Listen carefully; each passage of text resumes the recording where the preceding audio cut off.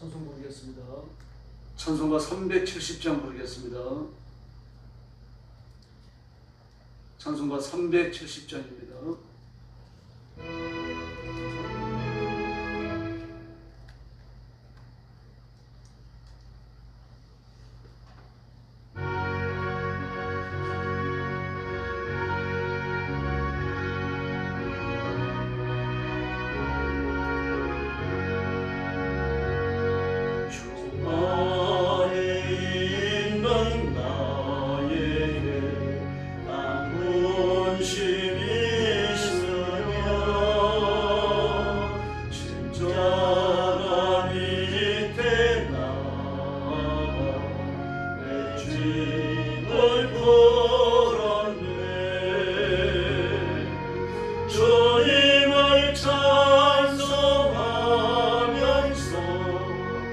할렐루야.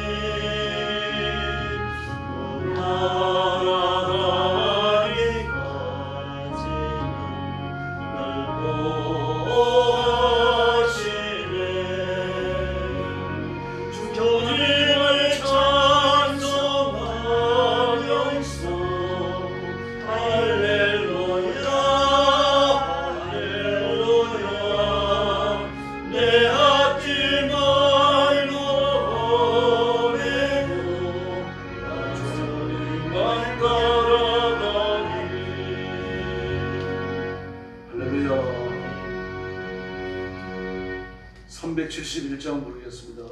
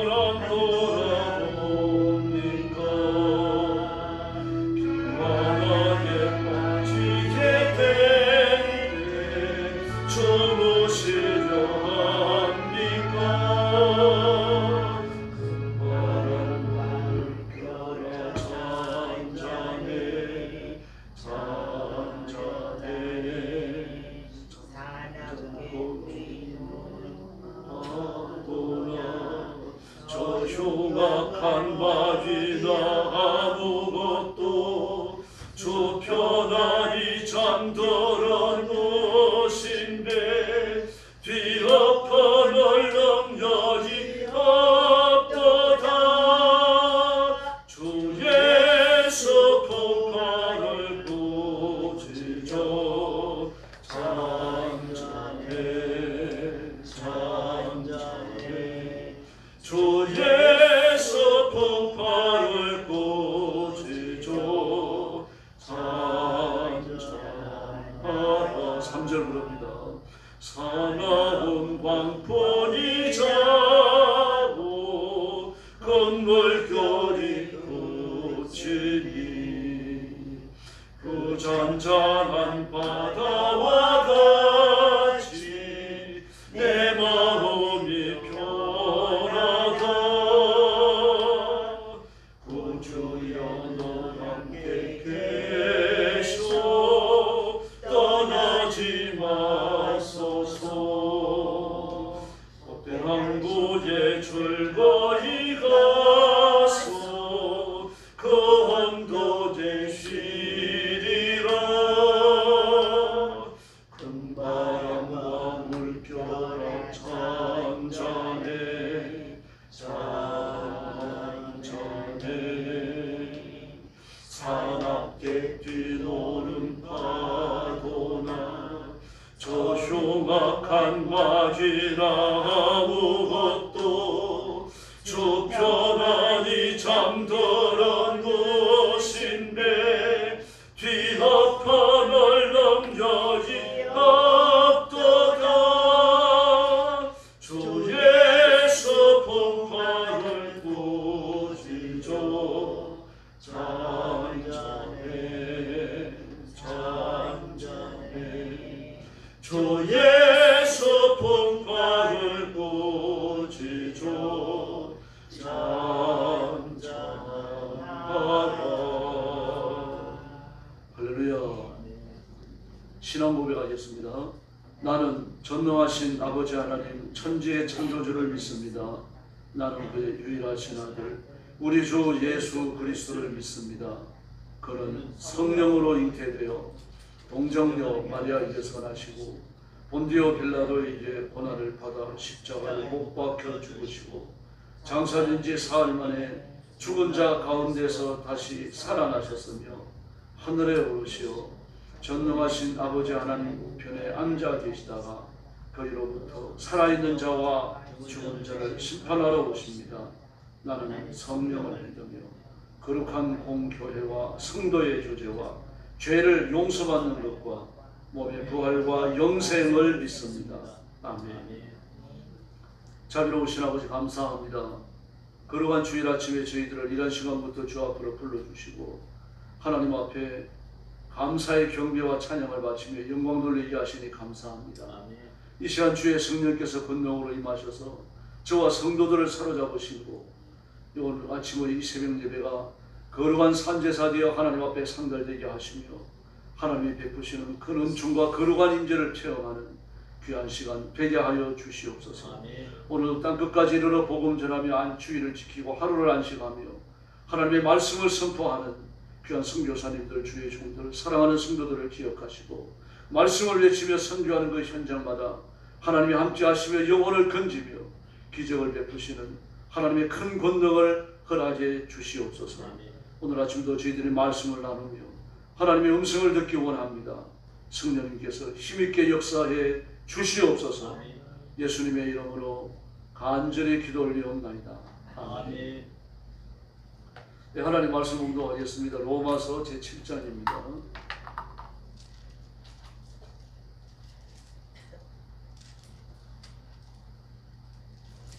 로마서 7장 말씀입니다. 1절 말씀부터 제가 먼저 봅니다. 형제들아 내가 법 아는 자들에게 말하노니 너희는 그 법이 사람이 살 동안만 그를 주관하는 줄 알지 못하느냐. 남편이 있는 여인이 그 남편 생전에는 법으로 그에게 매인받으라. 만일 그 남편이 죽으면 남편의 법에서 벗어나느니라. 그러므로 만일 그 남편 생전에 다른 남자에게 가면 음녀라. 그러나 만일 남편이 죽으면 그 법에서 자유롭게 되나니 다른 남자에게 갈지라도 음녀가 되지 아니하느니라. 그러므로 내 형제들아 너희도 그리스도의 몸으로 말미암아 율법에 대하여 죽임을 당하였으니 이는 다른 이 곧 죽은 자 가운데서 살아나신 이에게 가서 우리가 하나님을 위하여 열매를 맺게 하려 함이라. 우리가 육신에 있을 때에는 율법으로 말미암는 죄의 정욕이 우리 지체 중에 역사하여 우리로 사망을 위하여 열매를 맺게 하였더니 이제는 우리가 얽매였던 것에 대하여 죽었으므로 율법에서 벗어났으니 이러므로 우리가 영의 새로운 것으로 섬긴 것이요 율법의 조문에 묵은 것으로 아니할지라. 그런즉 우리가 무슨 말을 하리요 율법의 자냐 그럴 수 없느니라. 율법으로 말미암지 않고는 내가 죄를 알지 못하였으니 곧 율법이 탐내지 말라 하지 아니하였더라면 내가 탐식용을 알지 못하였으리라. 그러나 제가 기회를 타서 계명으로 말미암아 내 속에서 온갖 탄심을 이루었나니 이는 율법이 없으면 제가 죽은 것임이라. 전에 율법을 깨닫지 못했을 때에는 내가 살았더니 계명의 이름에 죄는 살아나고 나는 죽었도다. 생명에 이르게 할 그 계명이 내게 대하여 도리어 사망에 이르게 하는 것이 되었도다. 제가 기회를 타서 계명으로 말미암아 나를 속이고 그것으로 나를 죽였는지라. 이로보건대 율법은 거룩하고 계명도 거룩하고 의로우며 선하도다. 그런즉 선한 것이 내게 사망이 되었느냐 그럴 수 없느니라. 오직 죄가 죄로 드러나기 위하여 선한 것으로 말미암아 나를 죽게 만들었으니 이는 계명으로 말미암아 죄로 심히 죄되게 하려 함이니라. 우리가 율법은 신령한 줄 알거니와 나는 육신에 속하여 죄 아래 팔렸도다. 내가 행하는 것을 내가 알지 못하노니 곧 내가 원하는 것은 행하지 아니하고 도리어 미워하는 것을 행함이니라. 만일 내가 원하지 아니하는 그것을 행하며 내가 이로써 율법이 선한 것을 신하노니 이전에 그것을 행하는 자가 내가 아니요 내 속에 거하는 죄이리라. 내 속에 곧 내가 육신에 선한 것이 거하지 아니한 줄 노니 원함은 내게 있으니 선을 행하는 것은 없노라. 내가 원한 바 선은 행하지 아니하고 도리어 원하지 아니하는 바 악을 행하도다. 만일 내가 원하지 않은 그것을 하면 이것을 행하는 자 내가 아니요 내 속에 거하는 죄이리라. 그러므로 내가 한 법을 깨달았노니 그 선을 행하기 원하는 나에게 악이 함께 있는 것이로다. 내 속사람으로는 하나님의 법을 즐거워하되 내 지체 속에서 한 다른 법이 내 마음의 법과 싸워 내 지체 속에 있는 죄의 법으로 나를 사로잡는 것을 보는도다. 오라 나는 공고한 사람이로다. 이 사망의 몸에서 누가 나를 건져내랴. 25절 말씀 같이 읽겠습니다. 우리 주 예수 그리스도로 말미암아 하나님께 감사하리로다.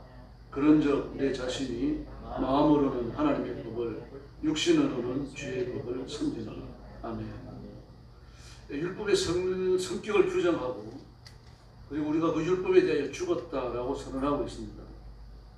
1절에 보니까 내가 법 아는 자들에게 이 법은 율법을 말하는 게 아니고 일상적인 법입니다. 사회적인 법 체계에서 그렇다는 이야기입니다. 부부가 혼인관계를 유지하며 사는 동안은 부부에게 충실해야 되죠. 만약에 한쪽이 바람을 피운다 그러면은 그 죄입니다.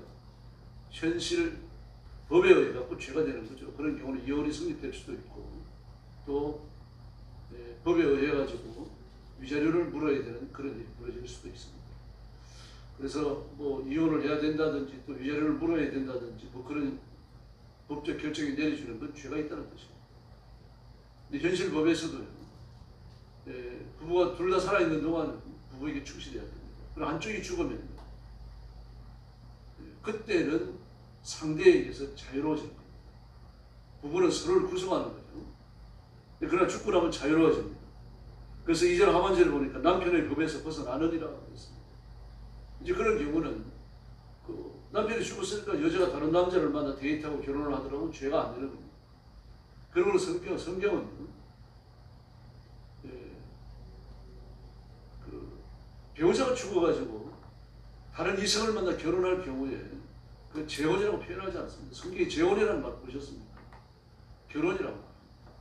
다시 말해서 배우자가 죽었을 경우에 처녀 총각의 지위를 부여한다는 이야기입니다. 법에서 완전히 자유로워지는 거죠.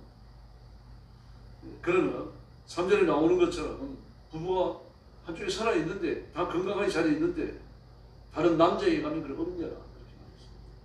이제 법입니다.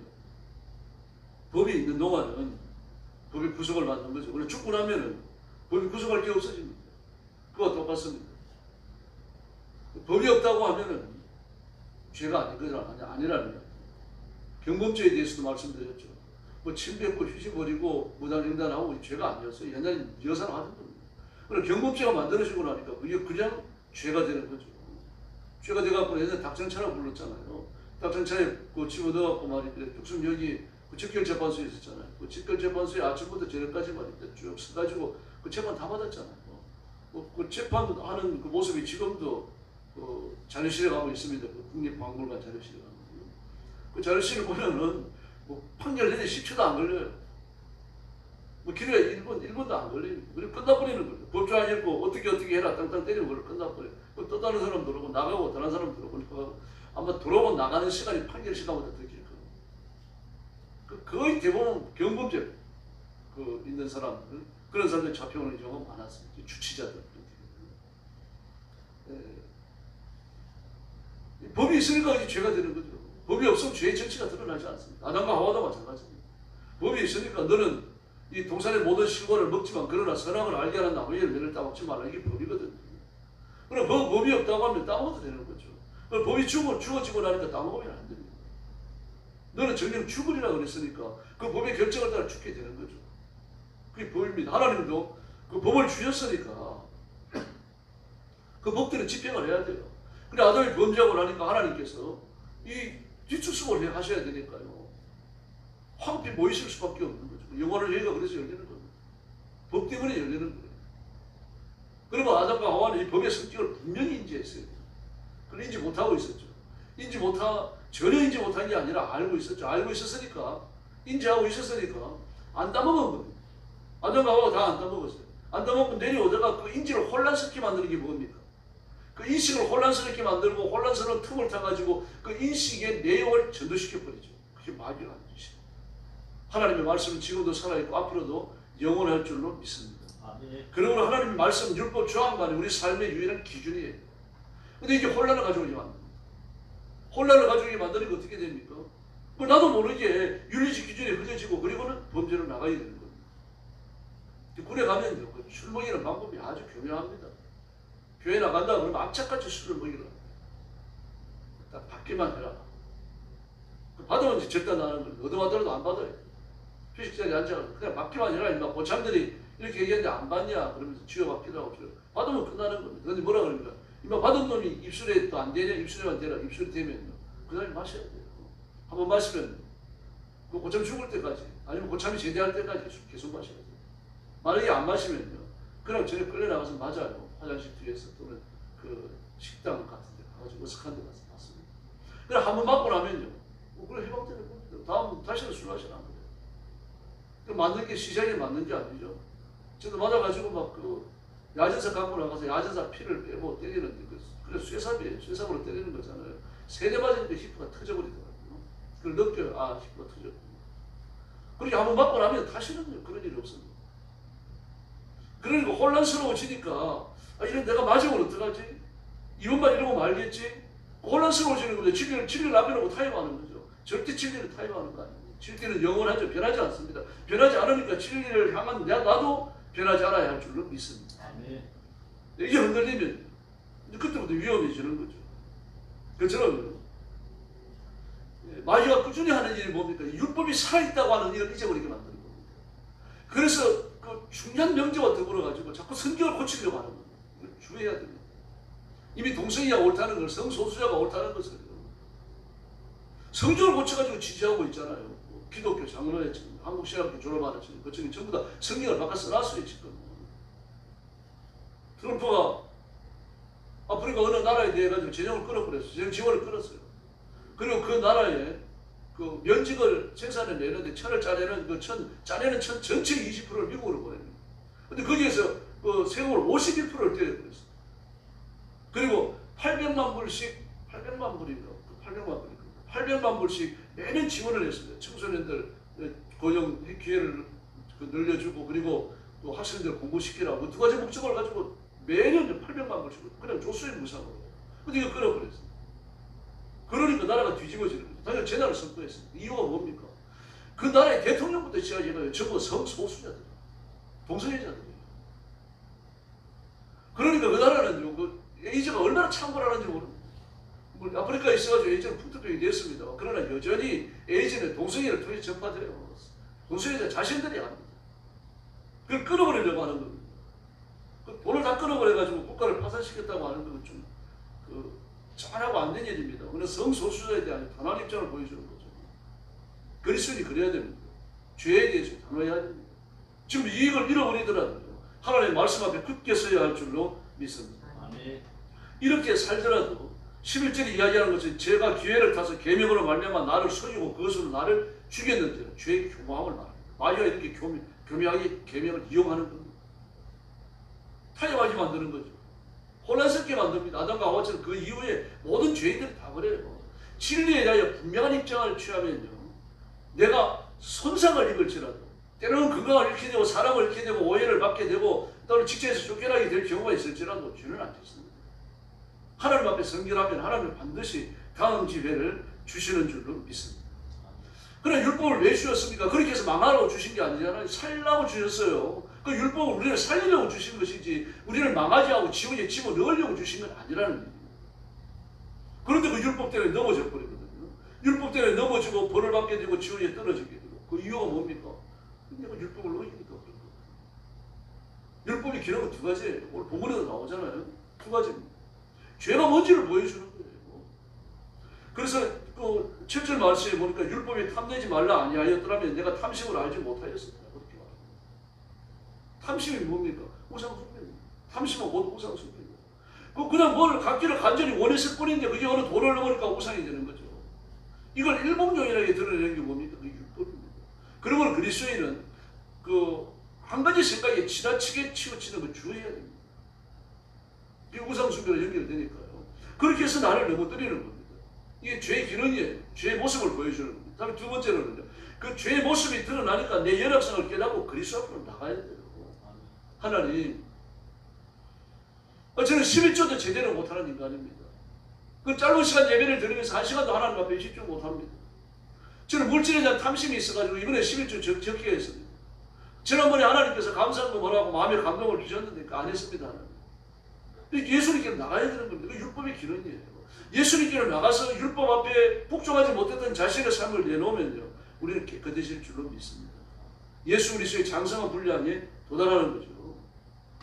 그러나 율법의 저주를 죽지는 않아요. 이 대전제입니다. 그러면 율법이 우리를 넘어뜨리기는 하지만 우리를 죽일 수 없다는 것을 분명히 보여줍니다. 우리가 사망을 몰아넣고 지옥의 정벌에 떨어뜨리지 못한다는 걸 분명히 보여주는 거죠. 그러나 육신을 갖고 사는 동안 율법은 끊임없이 우리를 괴롭힙니다. 바울은 그 괴롭히는 정체를 드러냈죠. 그 21절에 보니까 내가 한 법을 깨달았다. 나는 정말 하나님의 말씀을 그대로 실천하고 싶다. 그래서 하나님의 말씀을 실천하고 싶다는 이 마음이 간절한데 내 마음속에 또 다른 한 법이 있어가지고 하나님의 말씀을 실천하지 못하도록 나를 사로잡아가는 거다. 오라 나는 공고한 자라. 이 사망의 몸에서 누가 나를 건집니까? 우리 모습 아닙니까? 바울이 그런 고민을 했던 겁니다. 그 죄 안 지으려고 말입니다. 죄를 이기기 위해서 발버둥을 쳤던 거예요. 그래서 그는 뭐라고 말합니까? 예수 죽인 것을 내 몸에 짊어지면 그 예수 믿는 그 순간부터 그 말을 하는 그 순간까지 십자가 짊어지고 있었다는 얘기예요. 난 날마다 죽어라. 이것 때문에. 그러니까 내 속에 하나님의 말씀을 지키지 않고 죄를 짓고자 하는 다른 법이 있어가지고 이 욕구가 강렬하게 일어나서 나를 사망으로 사로잡아 간다는 얘기입니다. 그걸 쳐서 복종시키기 위한 그 영적 전투를 바울은 계속했다는 얘기입니다. 그러나 25절에서 뭐라고 말합니까? 우리 주 예수 그리스도로 말미암아 하나님께 감사하리로다 그랬습니다. 내가 마음의 법으로는 하나님을 섬기지만 육신의 법으로는 죄의 법을 섬긴다. 이 두 가지 법을 다 인정한 겁니다. 내가 거듭났기 때문에 우리의 영혼은 지금 죽으면 천국에 갈 만큼 순결하고 영화로워진 줄로 믿습니다. 그런데 영혼의 욕구가 뭐가 같이 존재합니까? 이 더러운 육신의 욕구가 같이 존재하는 겁니다. 우리의 육신은요, 마귀가 최적화되어 있어요. 세수의 법과 최적화되어 있습니다. 죄 짓는 건 자연스럽습니다. 죄 짓는 거 감추면 아무도 몰라요. 그래서 어른들이 교환한 겁니다. 우리 아이들은 죄 지으면 다 드러납니다. 몇 마디 말 시켜보면요, 그 말 속에 죄 지은 거 드러나고 태도 속에 죄 지은 게 드러나요. 그러나 어른이 되고 나면요, 죄 지은 거 드러내지 않습니다. 교활해지는 거죠. 그리스도인이랑 다를 거 없어요. 그러므로 늘 하나님 앞에 자신을 내놓지 않는 사람은요, 죄에 잡아먹히는 겁니다. 지옥은 안 갑니다. 그러나 비참하게 살아요. 그러면서 8장 1절에 내려오니까 뭐라 그럽니까? 그러나 이제는 그러므로 뭐 이런 내용을 전제로 하는 겁니다. 이제는 그리스도 예수 안에 있는 자의 결코 정죄함이 없나니 라고 쓰는 거예요. 우리가 범죄하고 넘어질 수 있습니다. 육신이 연약하면 하나님도 아시고 바울도 알고요. 성경도 그 사실을 인정했습니다. 그러나 우리는 율법에 대하여 이미 죽은 자인 줄로 믿습니다. 그러므로 율법이 나를 정죄하지 못하는 거예요. 죽었기 때문이고 내가 죽었으니까 율법이 나를 정죄할 수 있는 어떤 근거도 갖지 못하는 거예요. 우리나라는 법체계가 세 가지 죄를 지었다고 그래 봅시다. 한 죄에서는 2년형을 받고 한 죄는 5년형을 받고 한 죄는 10년형을 받았어요. 합치면 17년이죠. 그래서 10년형만 때립니다. 가장 많은 형을 때려요. 그것도 100% 다 안 때립니다. 좀 봐줍니다. 그러나 미국은 아주 단호합니다. 이렇게 세 가지 죄를 지었다면요, 17년형을 때릴 뿐만 아니라 세 가지 죄를 한꺼번에 지어가고 잡혀왔으니까 넌 죄 지을 가능성이 있다는 가중치고를 해요. 그 죄에 대해서 미국은 아주 단호해요. 그래 형벌을 받아요. 재판을 받는 과정에서 울고 반성문을 쓰고 죄를 짓지 다시는 그러지 않겠다고 충분히 참여하고 회개하는 태도를 보이고 내가 이제 교회 나가겠다. 목사님과 상담하겠다. 이 종교적인 하나님의 말씀 앞에 기독교적인 하나님의 말씀 가르침 앞에 목사님 앞에 그리고 자신을 내어 맡기겠다 이런 결단을 말하면요 형벌이 깎여버려요. 그 자리에서 깎아줘요. 너 말하는 건 진실하다. 너 교회 나간다고 그랬는데 이번 주일부터 너 교회 나가라. 그래 목사님을 만나고 상담을 하고 그 결과를 보고해라. 이렇게 나와요. 이걸 조건으로 너한테 몇 년형으로 이렇게 때리겠다. 몇 년형을 줘야 되는데 너한테 이만큼 깎아주겠다. 그렇게 와요. 회개하면 너그럽습니다. 그 교회 나가겠다. 목사님을 만나 상담하겠다면 더 너그러워집니다. 그럼 그렇지 않으면요. 아주 단호합니다. 만약에 법정에서도 끝까지 막 그 자신을 싸고 거짓말을 하면요. 무섭게 가중치고 해요. 그래서 미국 같은 경우는 그래서 막 몇백 년 형이 나오는 겁니다. 우리나라 법칙이 바뀌어져 있어요. 속아서. 이렇게 법은 무섭습니다. 하나님의 법은 더 무서워요. 예수님이 말씀하셨죠. 마귀를 두려워하지 마라. 마귀가 기껏해야 너의 육신의 생명만 뺏을 뿐이다. 그러나 하나님은 너 영혼까지 지옥에 던져는 정말 두려워할 분은 하나님이시다. 이렇게 말하지 않습니까? 정신 차립시다. 예수 잘 믿어야 됩니다. 이왕 믿는 거 아닙니까? 뭐 일 안 된다 그래가지고 뭐 절에 가가지고 치즈기도 드릴 거예요. 탑들이 할 겁니까? 일이 잘 되든 안 되든 실패했든 성공했든 우리가 기도하고 엎드리고 하나님만 섬기는 이 길을 외에 딴 길이 없습니다. 이 길만은 가야 돼요. 그러므로 잘 믿든지 그냥 엉터리로 믿다가 매맞음에 가든지 그게 밖에 없습니다. 그러므로 잘 믿고 기도 열심히 하고 순종하고 하나님 앞에 복받는 성도들 되기를 예수님의 이름으로 축원합니다. 기도하겠습니다. 자비로우신 아버지 하나님 감사합니다. 오늘 아침도 저희들을 주 앞으로 불러주시고 이 말씀을 붙들고 우리 자신을 하나님 앞에 맡기기로 다시 결심하게 하시니 감사합니다. 오늘 아침의 결심처럼 우리가 자신을 육신의 욕구와 세속의 것과 마귀의 통치 앞에 다시는 내어주지 않기로 뜨겁게 결심하고 하나님의 말씀 앞에만 복종하기로 자신의 몸과 마음과 사지백체를 의로운 무기로 하나님 손에 맡기기로 결심하는 귀한 시간이 되게 하여 주시옵소서. 그래 말 한마디 눈빛 하나까지 하나님이 지배하는 그리스도인이 되게 하시고 하나님의 거룩한 손길에 붙들려 하나님의 영광을 드러내는 존귀한 일꾼들을 삼아 주시옵기를 간절히 원합니다. 우리 성도들과 교회와 이 민족을 반의하고 시험하는 더럽고 악한 마귀는 예수님의 이름으로 명하노니 떠나갈지어다.